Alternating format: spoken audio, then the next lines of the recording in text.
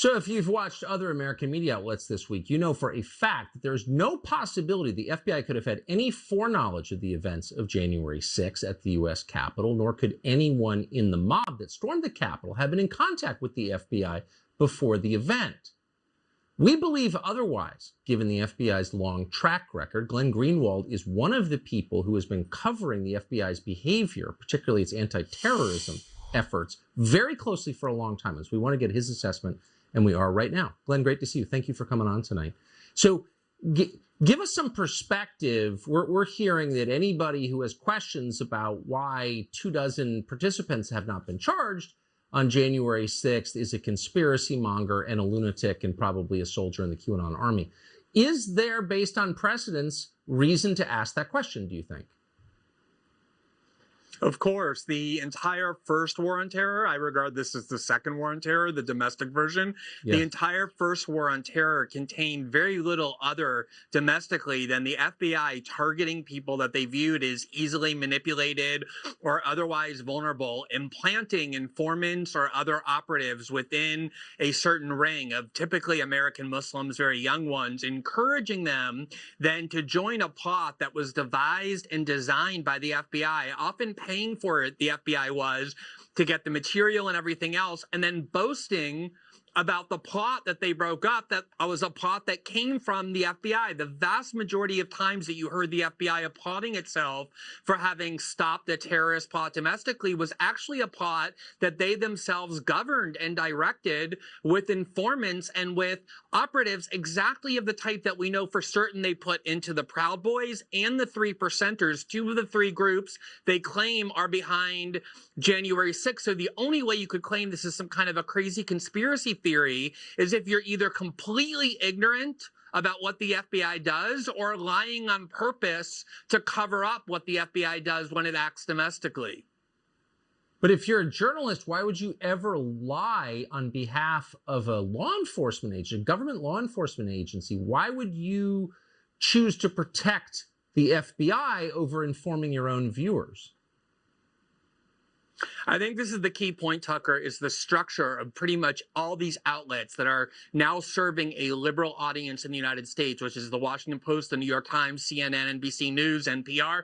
And it's not just me saying that, the data shows that. During the Trump years, the CIA and the FBI became overwhelmingly popular among American liberals. They worshiped the FBI and the CIA because they viewed it as the bulwark against Trump. So if you're serving a liberal audience, the last thing you know your audience wants to hear, and their audience is disappearing, so they're petrified of them, is anything that is questioning of or critical of the FBI. On top of which, all these news outlets are filled on their payroll with former operatives of the FBI and the CIA. So, for example, when CNN wanted to cover this story, who did they invite on? They said, let's get the truth, Chris Cuomo said.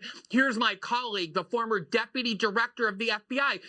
What journalist talks to the FBI to get the truth about the FBI when the question is the FBI being truthful or is their actions less than scrupulous? But these outlets are completely constructed to serve this worshipful view of the FBI and the CIA that everything that they say should never be questioned. That's what drove Russiagate for 5 years. So many of the false conspiracy theories that these outlets spread, and they're doing it again. So they're openly serving institutional power against the population.